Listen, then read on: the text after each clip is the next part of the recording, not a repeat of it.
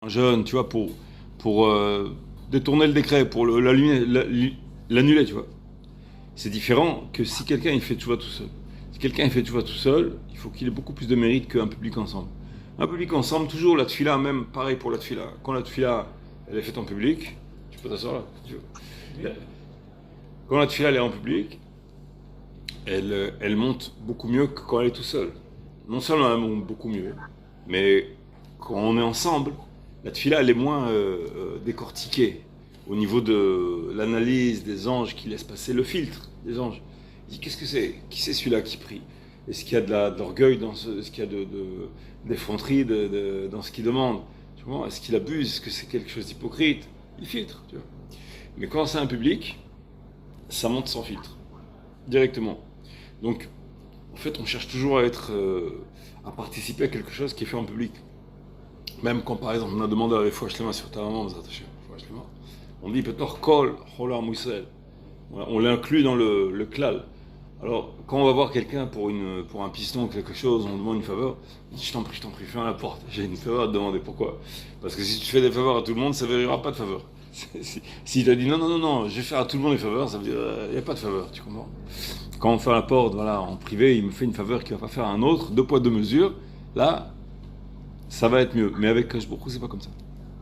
Au contraire, Kash Baruch Hu, il est infini, donc faire une faveur à tout le monde, ça n'a pas de conséquences au niveau de la fatigue, au niveau du budget, au niveau de ça suffit. Il n'y a pas comme ça chez Kash Baruch Hu. Il regarde l'attribut, le caractère de la tfila. Si elle vient en groupe, il y a une union, il y a une réunion, il y a quelque chose qui va ensemble, ça a beaucoup plus de poids et d'importance. Comme un groupe de personnes, un groupe de diplomates a beaucoup plus d'influence qu'un seul diplomate ensemble. D'accord. Même si la demande elle est plus importante, plus lourde, oh là là, il y a 5 diplomates qui sont venus, c'est plus qu'un seul. Donc au niveau de la Kosh Baruch Hu, la tfila en groupe, la tchouva en groupe, elle a beaucoup plus de poids.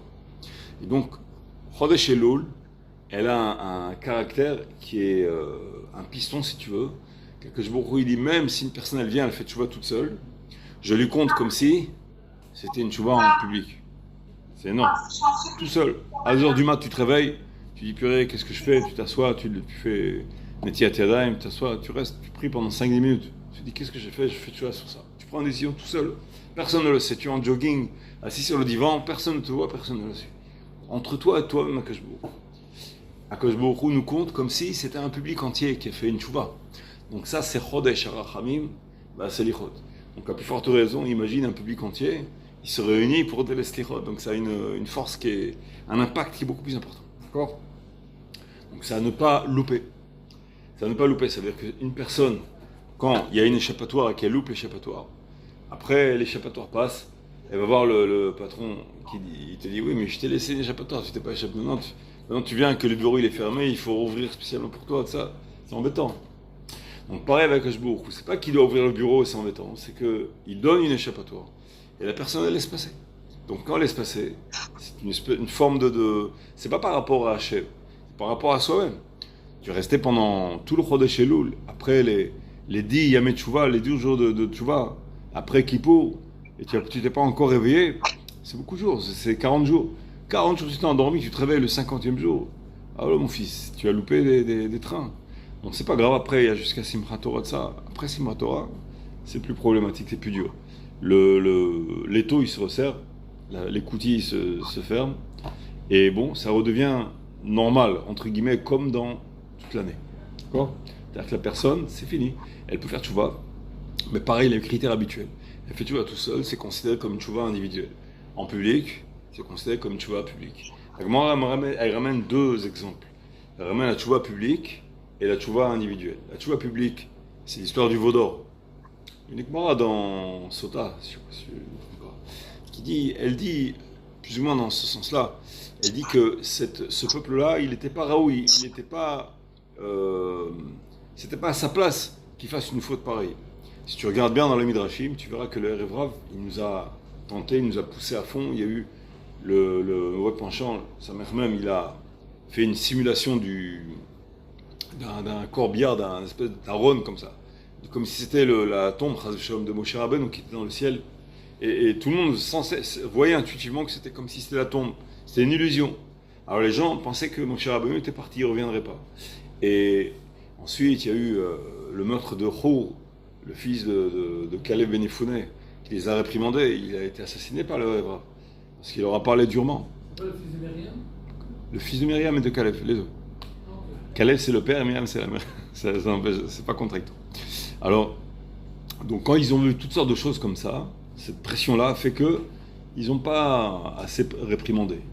Alors, il y en a qui se sont fait entraîner, etc. Donc, il y avait une espèce de manigance du etc. pour nous entraîner là-dedans. La Gemara, elle dit, c'était pas si évident que ça. Et en plus, la faute du Vaudor, elle n'est pas comme on croit. On a l'habitude de croire, toujours on a l'habitude de dire, le Vaudor, c'est l'idolâtrie.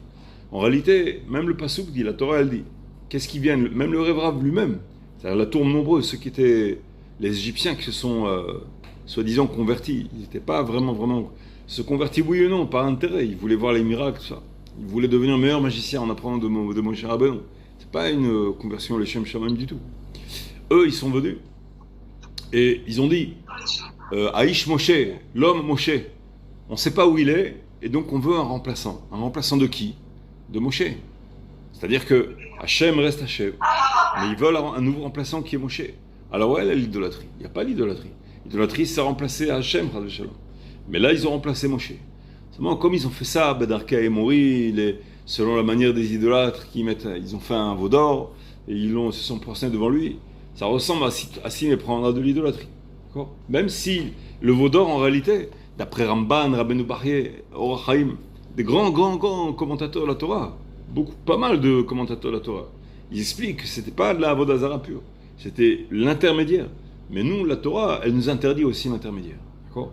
C'est pour ça qu'elle nous interdit aussi le principe, comme chez les chrétiens, la Trinité. Pour nous, c'est interdit totalement. C'est considéré comme un intermédiaire qui n'est pas acceptable. Nous, on n'a absolument pas le droit. Il y a Arik Bali Avor pour les Juifs. La Gemara Sandrine pour les Goïm, c'est moins grave déjà.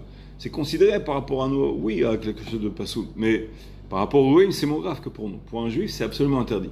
Donc, les Égyptiens qui voulaient un remplaçant, si tu les considères comme des Égyptiens encore, ils voulaient un remplaçant, donc encore ça se comprend. Ils étaient habitués tellement à l'idolâtrie. C'est eux qui ont enseigné l'idolâtrie à Israël et tout ça. Ils ne peuvent pas se passer l'idolâtrie. Donc ils ont ramené une idole, comme d'habitude, comme leur coutume, tout ça. Ils ont rien compris au film. Donc ils ont ramené une idole, ils ont forcé la main un peu à Israël. Et donc il y a eu cette mauvaise fréquentation qui était quand même 4 fois, 5 fois plus nombreux que Israël. Attention. Même si c'était hors des tours des nuées de gloire, etc. Mais quand même, ils faisaient du bruit. Et donc, il y a eu ce veau d'or qui a eu lieu là, cette faute du veau d'or qui a été considérée comme très grave. D'accord? Mais la Gemara, elle dit que c'était un petit peu... on a été un peu poussé à cela. Qu'est-ce que ça veut dire? Ça veut dire que la Gemara, elle veut dire que c'est une espèce de prototype de tchouva public. Akadosh Baruch Hu, il voulait un prototype, il voulait un exemple pour toutes les générations où tout Am Israël a fait tchouva, en public. C'est quoi l'exemple type? Le veau d'or. D'accord? Il voulait ça. Et l'exemple type de la faute, mais en privé, c'est-à-dire une personne individuelle, qui c'est? Stéphane? David Amelech. David Amelech. Avec l'histoire de Bathsheba. La Gemara, elle dit que Bathsheba, en fait, c'était... Et la Gemara, elle dit, celui qui dit que David Amelech, il a fauté avec Bathsheba, Eno Elato, il se trompe. Pourtant, on sait qu'il y a eu quelque chose qui s'est passé avec Bathsheba, quelque chose qui n'est pas parfait. Et en réalité, l'histoire, elle est quand même pas évidente. Uriah Hiti, c'était un goy qui s'est converti. Et il a ému David Amelech quand David il a tué Goliath. Uriah, il a aidé Goliath, c'était un géant. Il avait des outils une épée très très lourde. C'était très lourd. David, il lui a coupé la tête. Il est tombé en arrière, pas en avant. C'était un miracle aussi. Et ensuite, il est venu Uriah, il a aidé David à ramasser les ustensiles, à ramasser tout. D'accord? Il a été ému, David, par cette aide-là. Et il a dit une phrase qui n'était pas à sa place. Il a dit une phrase, il était tellement ému par cette initiative, et tu mériterais de te marier avec une Bat Israël. Et là, il y a une voix du ciel, Chazal, il y a une voix du ciel qui dit, tu distribues les Bnot Israël comme ça. On sait que c'est grave. Les Bnot Israël qui vont avec des goïms, ou l'inverse, les Bnot Israël qui vont avec des goyotes, c'est très grave pour nous. L'autre Titratenbam, c'est écrit Beferouch, c'est l'intérêt de la Torah, etc. Tout le danger de l'assimilation, l'intérêt de l'assimilation, etc. Pour les autres peuples, c'est pas interdit, mais nous, oui, c'est interdit. Alors, Donc une voix est sortie du ciel, tu distribues le bnot Israël d'un air de réprimande, tu commenceras par la tienne. Alors ça veut dire quoi? Est-ce que c'était la tienne de David Amelech, la femme qui lui était prédestinée de Maaseh Bereshit depuis la création du monde qui c'était Bathsheba. Et donc Bathsheba, c'était en fait son âme sœur, Palga Goufa. C'est-à-dire que nous, on est en fait une demi-âme. Et l'âme avec qui on se marie, c'est l'autre moitié. D'accord? On est réunis, moitié, qui se refusionnent avec l'autre, qui se ressoudent avec l'autre moitié. Et l'autre moitié de David Amelech, c'était Bathsheba. Mais comme il a dit cette phrase-là pas à sa place, du ciel on l'a éprouvé. On l'a éprouvé, et donc on a destiné à faux, momentanément, cette femme-là, Bathsheba, à qui? À Uriah Hachiti. Comme il a dit, tu mériterais de prendre notre bête d'Israël du ciel, on a dit, on commencera par la tienne. Donc il a pris cette femme-là, il était dans l'armée de David, et il a été moré de Malchut. David lui a donné un ordre explicite de ramener une information à David. Et au lieu de le ramener à David, il l'a ramené à un subalterne. C'était une information de la guerre. Et deuxième problème qu'il a posé au Uriah, il devait rentrer, il devait passer par chez lui. Il n'est pas passé par chez lui. Il a reçu l'ordre. Et donc, il n'est pas passé par chez lui. En plus, sa femme, Chazal, ils disent qu'elle n'a pas été consommée. Et elle n'a jamais été touchée par Uriah Hachiti. Bon, on ne sait pas pourquoi. On sait pourquoi, mais c'est pas la peine d'entrer dans les détails. Et donc, quand Uriah Hachiti, il a été, en fait, il méritait la mort. Parce que Mored Malchut, 2 fois, il méritait la mort. David Amelech, il était censé le condamner par le Betadin, le tribunal rabbinique. Mais il s'est dit, comme il a compris, quand il a vu Bathsheba, il était prophète David, il était aussi Navi. Roi HaKodesh. Quand il a vu Bathsheba, il a tout de suite compris. Il a saisi, il savait que c'était son âme sœur. Et donc, pour lui, il n'y avait pas de question. Mais, comme elle était en fait mariée à Uriah, il a saisi le problème. Maintenant, Uriah, il était mort de Malchut. Il a dit, si je le condamne à mort, je le fais condamner à mort, je le fais juger en tribunal. Et je sais qu'il va mourir, parce qu'il a été mort de Malchut par Amaim, 2 fois. Donc à ce moment, qu'est-ce qu'ils vont dire les gens? Ils vont jaser. Ils vont dire, ah, le tribunal, il a fait exécuter Uriah, ensuite il a été prendre sa femme. Tu comprends? Donc il a dit, on va pas faire ça.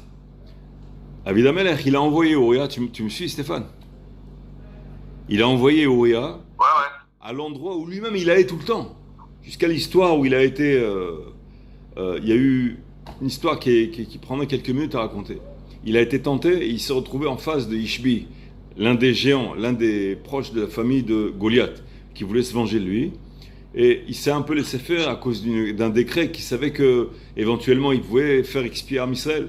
Et donc il s'est laissé faire. Yoav, il a pris le cheval du roi, il a reçu un signe que David était en danger. Il a sauvé David.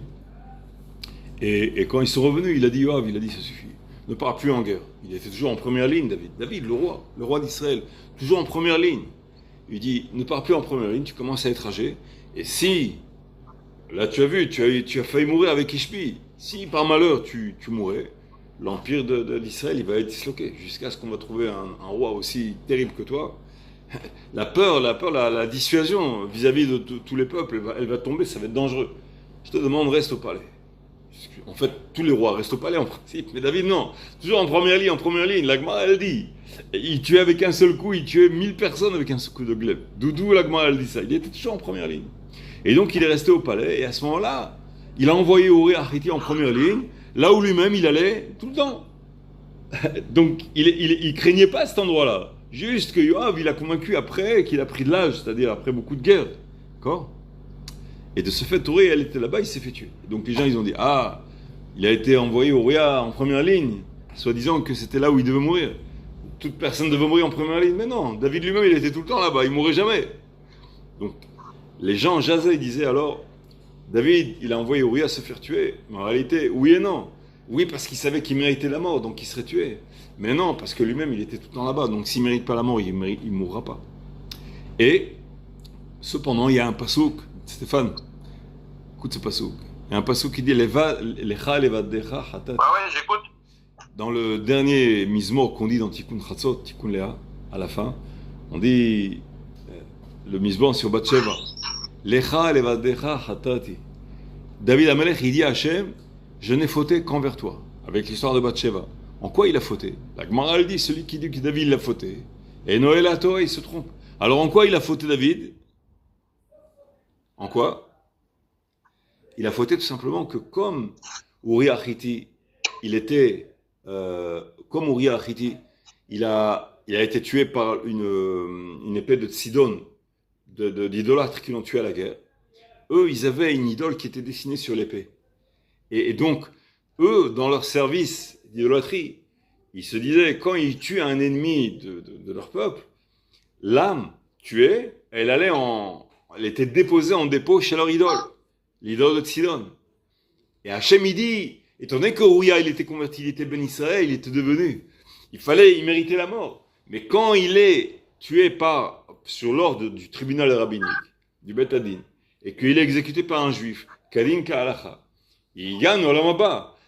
Son âme, elle est déposée chez Hachem directement. Sa mort, elle a expié sa faute. Et donc, il est ben Olam Haba. Mais là, comme il a été tué par des idolâtres, et que, selon leur service divin, c'est humiliant pour l'âme, c'est comme si elle est déposée chez l'idole de Sidon. C'est pas la même mort. Uriah Hiti, il méritait une mort plus respectable. Bon. Et donc, il dit, ok, Lecha levadecha hatati. Je n'ai fauté qu'envers toi. C'est-à-dire envers la façon de tuer Uriah. Et aussi, le fait que David Amelech était tellement prestigieux, il fallait qu'il attende un peu plus. Il fallait qu'il attende un peu plus longtemps pour prendre Bathsheba, même qu'il pouvait la prendre. Parce que la Gemara, elle dit que les combattants, quand ils sortaient en guerre, ils laissaient un get, un acte de divorce, qui prenait rétroactivement. S'il était porté disparu plus qu'un certain temps, l'acte de divorce, il avait en prise rétroactivement depuis le jour où il est parti en guerre. D'accord ? Donc Uriah, il est mort. Il pouvait très bien se marier avec sa femme. Elle était divorcée depuis quand ? Depuis le jour où il est parti en guerre. D'accord ? Donc il n'a pas forcé au niveau de femme mariée. Il n'a pas fauté au niveau d'envoyer à la mort. En quoi il a fauté ? À mon avis, celui qui dit que David Amalek il a fauté, Noélato, il n'a pas fauté. Tu comprends l'histoire ? Et la Gemara dit pourquoi il y a cette histoire de David Amalek ? Hachem, évidemment, il a voulu éprouver David pour la phrase qu'il a dit à Uriah, tu mérites de prendre Bat Israël. Et ça n'a pas plu à Hachem. Mais en plus de ça, Hachem, lui, voulait un exemple type. De quoi ? De tchouva individuel. L'exemple type de tchouva public, c'est le Vaudor. Et l'exemple type de tchouva individuel, c'est David Amer. Prenez l'histoire. Donc la tchouva individuelle et la tchouva en public, c'est différent.